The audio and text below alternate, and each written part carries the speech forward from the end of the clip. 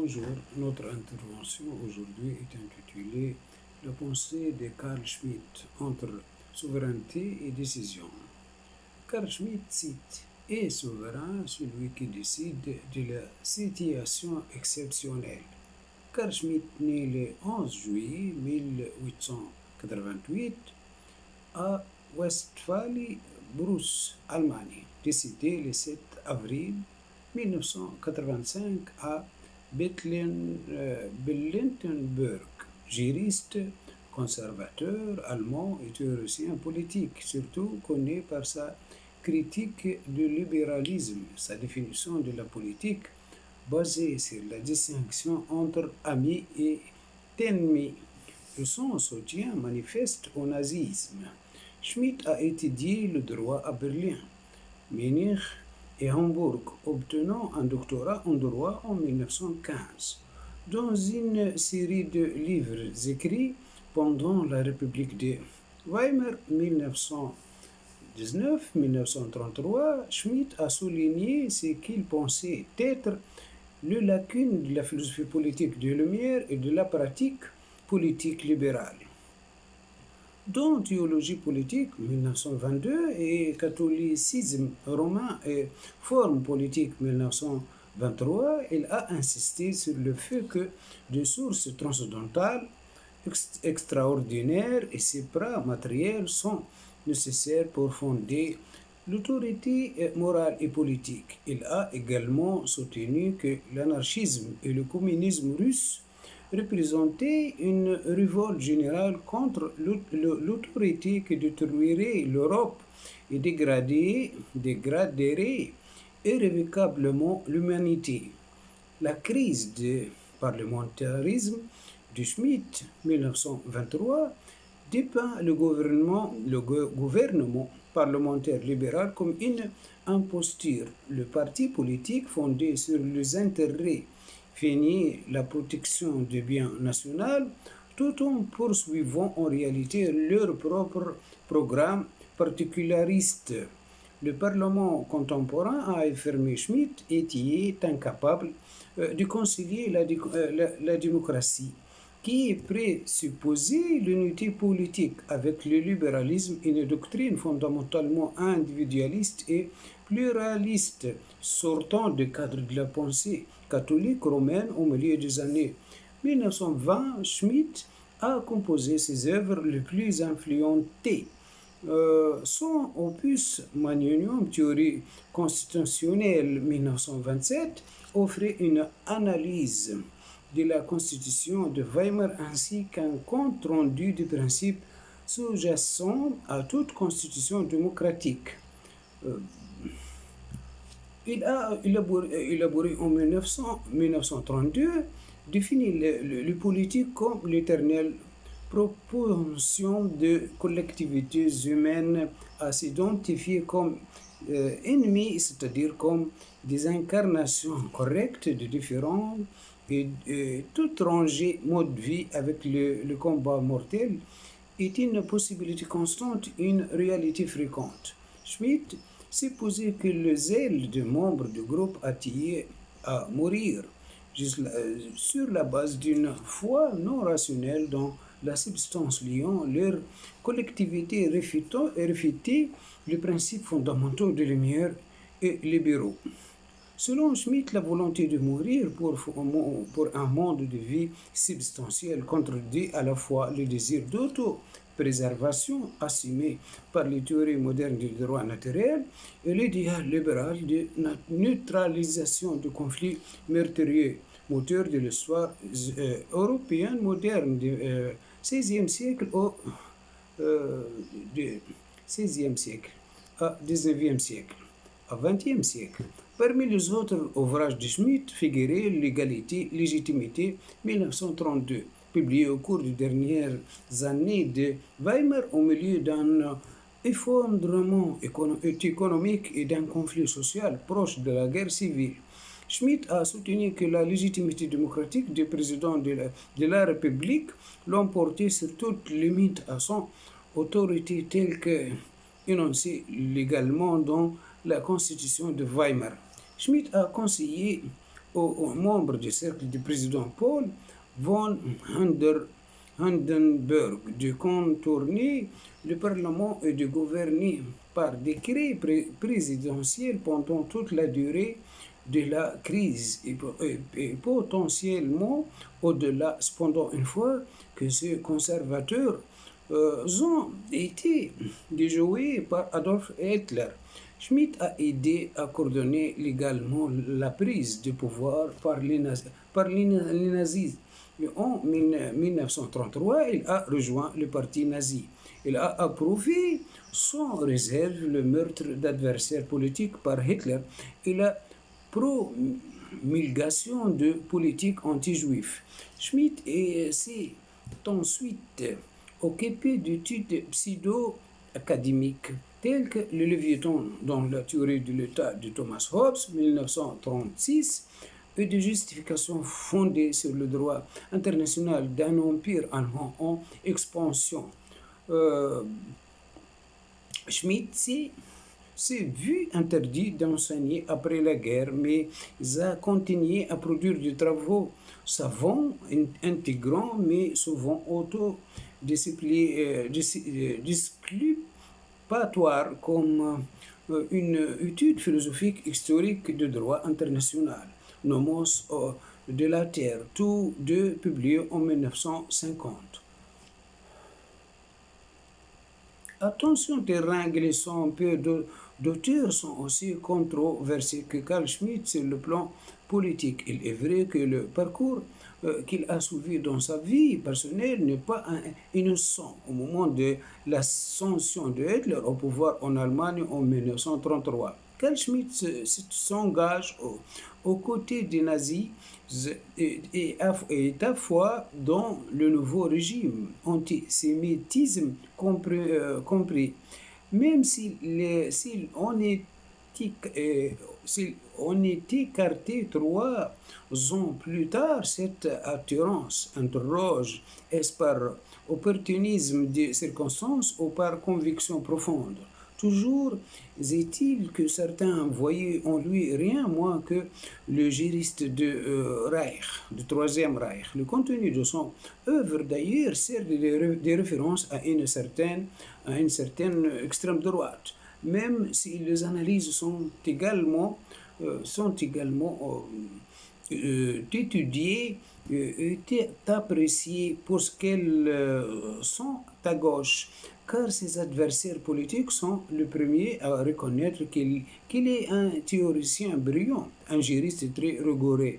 Le thèse centrale de Carl Schmitt est absolutiste et consiste à dire que la politique ne peut s'exercer correctement qu'à condition de se servir de tous les moyens qu'elle a à sa disposition: la puissance, la contrainte et dans certains cas la violence. À ce titre, Carl Schmitt était bien l'héritier de Max Weber, dont il fut l'élève qui avait considéré que l'État avait le monopole de la violence physique légitime.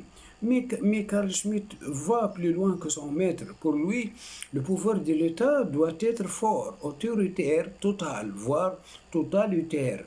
Autant dire que Carl Schmitt n'est pas favorable au libéralisme et à l'état de droit, tout comme il a pu critiquer la République de Weimar, à ses yeux belle, presque parfaite juridiquement, mais trop belle pour être encore politique. La logique du libéralisme, explique-t-il, est économique, mais anti-politique, puisqu'elle restreint le rôle du souverain à faire simplement coexister la concurrence entre les libertés individuelles.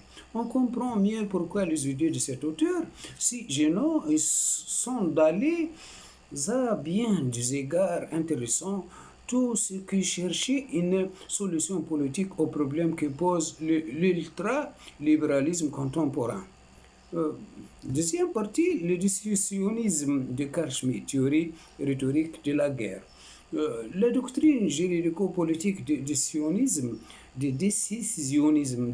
que Carl Schmitt expose au début des années 1920 développe une méthode et des concepts qui se verront réinvesti dans une théorie de rapport entre guerre et politique. Celle-ci trouvera sa formulation la plus achevée en 1927 et en 1932 dans les deux premières éditions de la notion de politique. Ce texte opère en tournant dans la pensée de Schmitt, dont on verra se développer toutes les implications théoriques au milieu des années 1930. Le concept de guerre totale en fournit une illustration caractéristique. On estime ordinairement que l'année 1933 date de l'adhésion de Carl Schmitt au Parti national-socialiste représente un point de rupture dans l'évolution de sa pensée.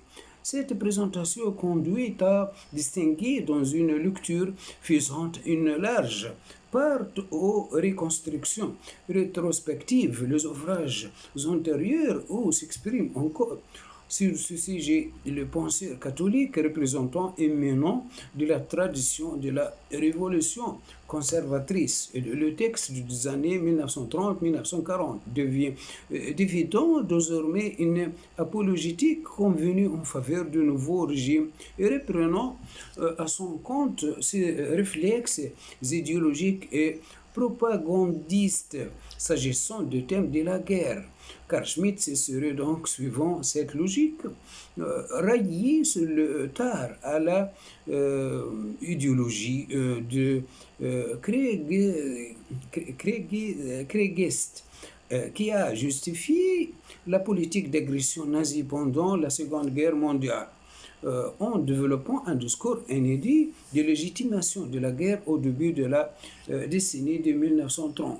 En dépit de son aspect délibérément caricatural, cette présentation a le mérite de souligner le caractère éminemment problématique de l'articulation entre le cheminement intellectuel de Carl Schmitt et les engagements de l'homme public, des juristes et des politistes, qui nécessitent de se croiser, se chevaucher ou de s'ignorer, contribuant en cela à rendre d'autant plus délicate une réception distanciée et objective de ses œuvres, plutôt que de décrire les effets de contamination de son œuvre par un discours et une idéologie liée aux autres avatars de son engagement. Nous souhaitons souligner ici la continuité doctrinale qui fait la théorie de Schmitt de la guerre, trop fortement articulée depuis la première formulation du décisionnisme juridico-politique donnée au début des années 1920 avec des théologies politiques pour reprise en 1927 et 1932 dans la notion de politique jusqu'à sa théorie idéologiquement très investie de la guerre totale, qu'il développe en particulier dans un article de 1937 intitulé Ennemi total, guerre totale, état total. Ce parcours traversal de l'œuvre de Carl Schmitt nous invitera à considérer la manière dont se dialectise au cours de sa pensée politique une théorie et une rhétorique de la guerre dont l'amalgame explique pour une large part les ambiguïtés significatives d'une pensée totale à la fois séduisante et redoutable. Troisième partie, théologie politique, la décision et l'exception. Cette célèbre formule empruntée à théologie politique pose de 1922 le fondement du décisionnisme qui se présente initialement comme une réformulation de doctrine moderne de la souveraineté. On cite, ou bien je cite, Carl Schmitt, est souverain celui qui décide de la situation exceptionnelle. Celle-ci, la souveraineté, bien qu'elle ne représente a priori aucune espèce d'affinité avec la problématique de la guerre, fournit la charpente théorique au discours de la guerre que Schmitt développera ultérieurement à partir de la problématique de l'exception qui domine à ce stade sa définition de souverain. Dans ces prémices, la conception décisionniste des politiques est ici présentée sous les atours d'une réformulation de doctrine moderne de la souveraineté, marque le lien entre la théorie du politique et le discours de la guerre. Ce fameux s'exergue à théologie politique marque en effet le lien entre le monopole décisionnel qui devient la marque essentielle de la souveraineté politique est un ensemble de situations qui résume le terme, celui qualifiant derrière la générosité du terme situation d'exception.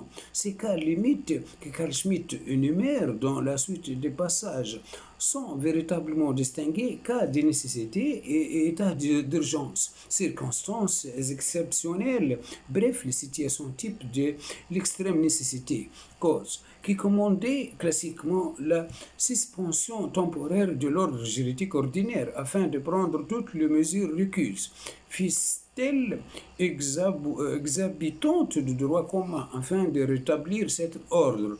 Le propos de Carl Schmitt est de montrer comment le titulaire de la souveraineté s'avère dans la situation exceptionnelle, tandis que celui-ci était ordinairement éclipsé par le fonctionnement mécanique et routinier de l'état de droit.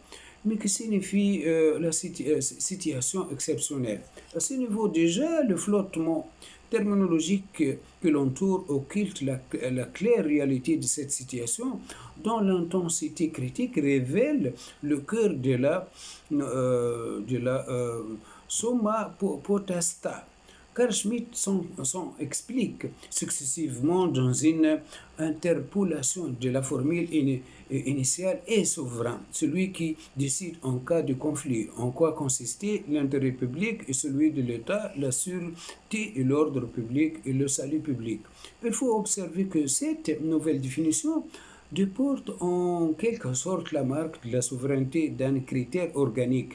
La question est qui décide vers un critique matériel spécifiant les circonstances en situation de conflit, les objets, l'intérêt public, celui de l'État, sur lequel il lui appartient de statuer à la faveur de ce déplacement. Carl Schmitt rabat sa définition décisionniste de la souveraineté sur un problème concret qu'il désigne ici provisoirement par le terme conflit, qui n'est fait pour l'instant l'objet d'aucune spécification et qui peut recouvrir des situations les plus diverses. Conflit entre un groupe d'individus et l'autorité publique, des obéissants civils, conflit entre classes, greffe générale, conflit intérieur, greffe civile, ou conflit extérieur et greffe interétatique. Cette intermination pèse sur sa théorie de la souveraineté car elle brouille ce qui est essentiel dans la définition qu'il retient de la souveraineté. L'assignation d'un lieu précis est circonscrit de la décision. Le reste, qu'en 1921, Carl Schmitt se refuse à trancher sur l'usage concret de la notion de situation exceptionnelle et définit cette incertitude exprimée par le flou sémantique dans lequel il maintient comme une contrainte ignorante à cette théorie de la souveraineté. Il est impossible d'établir avec une clarté intégrale le moment où l'on se trouve dans un cas de nécessité, ni de prédire dans son contenu ce à quoi il faut s'attendre dans ces cas si véritablement il s'agit de cas de nécessité extrême et de son élimination. Les présuppositions comme le contenu de la compétence sont ici nécessairement limitées. Carl Schmitt désigne par là les limites ignorantes au discours juridique lequel statuant en droit ne peut logiquement qualifier cette situation purement factuelle qui déborde par définition des catégories juridiquement usuelles. Si la situation exceptionnelle déborde le droit, c'est d'abord qu'elle passe les limites de son langage au point de lui paraître a priori irréductible. L'exception, c'est ce qu'on ne peut subsumer. Elle échappe à toute formulation générale. Pour autant, le droit qui, dans son économie discursive, ne tolère aucune lacune, est appelé à poursuivre son inexorable travail de qualification, à absorber la factualité qui lui échappe dans une normativité qui retrouve suffisant plénitude et cohérence.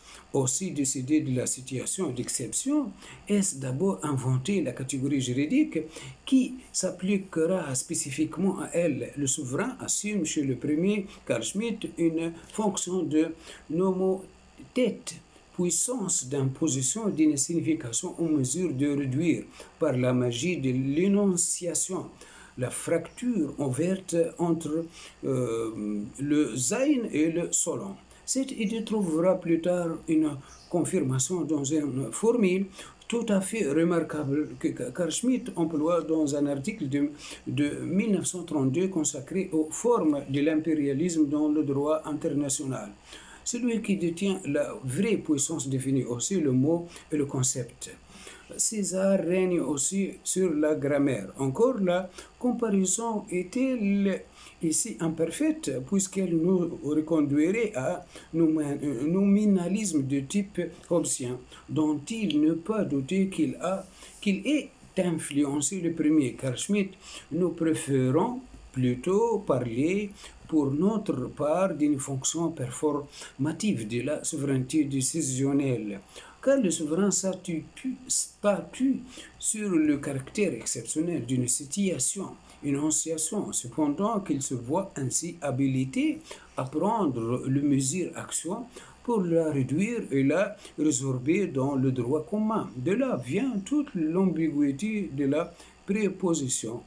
Le souverain qui n'est lié par aucune définition préalable décide à la fois et dans l'état d'exception, il décide autant de l'existence du cas de nécessité extrême que de mesures à prendre pour y mettre fin. L'énoncé constitue bien simultanément l'acte auquel il se réfère. Cette performativité de la décision souveraine nous éclaire un peu plus sur ce que Carl Schmitt désigne par situation d'exception. Si celle-ci se déploie en marge de l'ordre juridique normalement en vigueur, elle n'échappe donc pas complètement au droit puisqu'il n'y a d'exception qu'expressément qualifiée comme telle. L'exception suspend l'ordre juridique mais ne s'affranchit pas de tout ordre. Elle ne désigne nullement un néant d'ordre, une pure anomie, mais manifeste au contraire la vitalité d'un autre ordre, l'ordre politique, au souverain habituellement dissimulé derrière le cadre purement formel et procédural de l'ordre normatif de droit commun. Dans cette situation, une chose est claire, l'État subsiste tandis que le droit recule. La situation exceptionnelle est toujours autre chose encore qu'une anarchie et un chaos. C'est pourquoi, au sens juridique, il subsiste toujours un ordre, fût-ce un ordre qui n'est pas de droit. L'existence de l'État garde ici une incontestable supériorité sur la validité de la norme juridique. Carl Schmitt combine ici deux arguments distincts qui fournissaient des éclaircissements supplémentaires sur la dialectique décision-exception. Il formule d'une part la thèse d'une immanence de l'ordre politique sur l'ordre juridique, à l'instar du miracle dans la théologie chrétienne, qui contrevient aux lois de la nature pour mieux manifester une volonté divine supérieure. L'exception révèle dans la suspension de la légalité ordinaire le fondement décisionnel. Il réinscrit d'autre part la décision dans un ordre spécifique, affirmation qu'il faut interpréter à partir du constat de la performativité de la décision. Derrière la qualification d'une situation comme état d'exception se joue déjà sa mise en ordre et son raisonnement comme fait politique. Autrement dit, l'exception est un ordre spécifique parce qu'elle n'est pas une infraction à l'ordre juridico-politique, mais un passage à la limite, à la frontière du droit et de non-droit qui met celui-ci à la preuve et dont révèle les mécanismes profonds. C'est ainsi que Carl Schmitt peut affirmer que d'un point de vue méthodologique, l'exception est plus intéressante que le cas normal. Le cas normal ne prouve rien, l'exception prouve tout. Elle ne fait que confirmer la règle. L'exception exhibe le fondement de la légalité, comme le dit Carl Schmitt. La règle ne vit que par l'exception. Nous allons voir à présent comment la dialectique de l'ordre normal et de l'exception sert de matrice conceptuelle à la théorie des rapports entre le politique et la guerre que Carl Schmitt développe en 1927 dans la notion de politique. Cette transposition de schéma décisionniste de la sphère du droit à celle du politique s'effectue au prix d'un certain nombre de glissements sémantiques et d'une réqualification profonde du régime de l'exception dans son rapport à la situation normale. Maintenant, quatrième partie, la notion de politique, la décision et la guerre. Il semble à première vue que si le registre décisionniste domine encore la notion de politique, car Schmitt, désormais associé de thématiser la notion de souveraineté dans un registre spécifiquement politique, a abandonné, sinon mis entre parenthèses, la problématique de l'exception. En effet, le champ lexical de l'exception semble a priori disparaître dans la définition qu'il donne au chapitre 4 et souveraine désormais l'unité sociale à qui appartient la décision en cas de conflit et qui détermine le regroupement décisif entre amis et ennemis.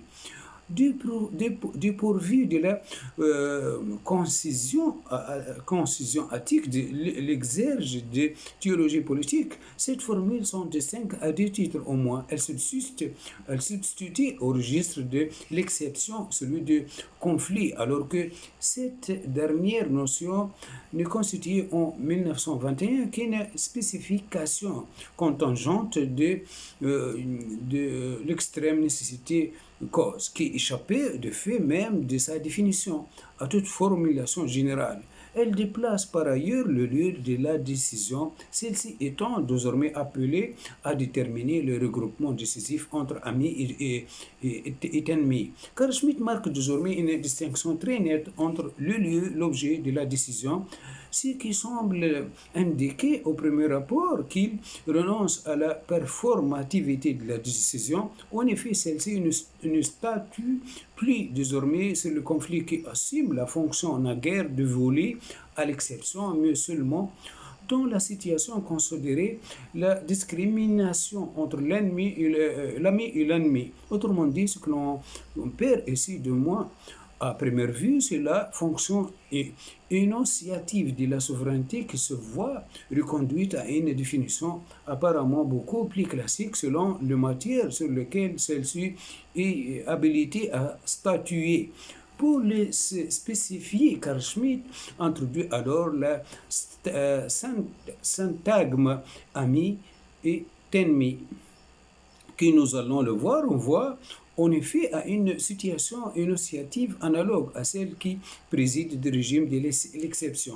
Comment Carl Schmitt articule le couple ami-ennemi à la version politique du décisionnisme? On retrouve d'emblée une analogie avec la situation d'exception dans la mesure où la distinction entre l'ami et l'ennemi exhibe la nature politique d'une relation sociale, de même que l'exception avérée le fondement de la légalité, tandis que la morale discrimine entre le bien et le mal, l'esthétique entre le beau et l'élé, l'utilitarisme entre l'utile et le nuisible, l'économisme entre le rentable et le non rentable. La discrimination de l'ami et de l'ennemi apparaît comme le critère spécifique du politique, qui s'applique formellement à une relation, c'est-à-dire au plus haut degré d'intensité d'union et de désunion, d'association et de dissociation, et non d'abord comme la formule invite spontanément à les penser à des entités abstraites situées dans une relation d'antagonisme. La définition de Schmitt de politique est assez remarquable en ce qu'elle ne désigne pas un domaine spécifiquement ou un type particulier de rapports humains, mais une valeur intensive, le plus haut degré d'intensité, susceptible de qualifier toute relation collective aussi bien de vers que puisse être par ailleurs le motif énonciaux qui la détermine religieux, culturel, ethnique, économique, etc. Aussi, une relation sociale est-elle politique de fait d'une intensification extrême d'un antagonisme préexistant. L'antagonisme politique est le plus fort de tout. Il est l'antagonisme suprême et tout conflit concret est d'autant plus politique qu'il se rapproche davantage de son point extrême de la configuration opposant l'ami et l'ennemi. Ici encore, la notion de politique mobilise la structure logique de l'exception, comprise comme passage à la limite, sans emprunter toutefois directement à son lexique ou à ses dérivés. On note en revanche l'occurrence d'expressions telles que antagonisme concret, conflit concret, situation de crise, souvent modalisée, éventualité d'une situation de crise, éventualité de combat, éventualité effective d'un combat, lequel qu'il menait par une subtile gradation avec le cas de guerre. Au registre polémique se substitue ainsi par une série de déplacements lexicaux presque imperceptibles en registre guerrier. Et la dynamique linguistique fournit une indication remarquablement inscriptive sur le déplacement conceptuel qui s'opérait sous nos yeux dans la notion de politique. La situation exceptionnelle dont le caractère enseignable était une condition de caractère absolu et irréductible de la souveraineté d'ontologie politique. Se spécifie ici par glissement successif en situation de guerre, situation éminemment concrète, réelle, existentielle, pour reprendre les qualifications employées par Carl Schmitt. Cet réductionnisme par lequel la guerre, qui n'était qu'une modalité possible de l'exception, se substitue à elle dans l'économie du décisionnisme est explicitement formulé dans une occurrence de la notion de politique. Le cas de guerre est resté jusqu'à dans le présent le preuve décisive par excellence. En cette occasion, comme dans beaucoup d'autres, on peut dire que c'est la situation d'exception qui revêt une signification particulièrement déterminée, révélatrice de fond de choses. Celle-ci met en jour l'infléchissement théorique par lequel Carl Schmitt reverse désormais la dialectique du droit et de l'exception au compte d'une théorie des rapports de la politique et de la guerre.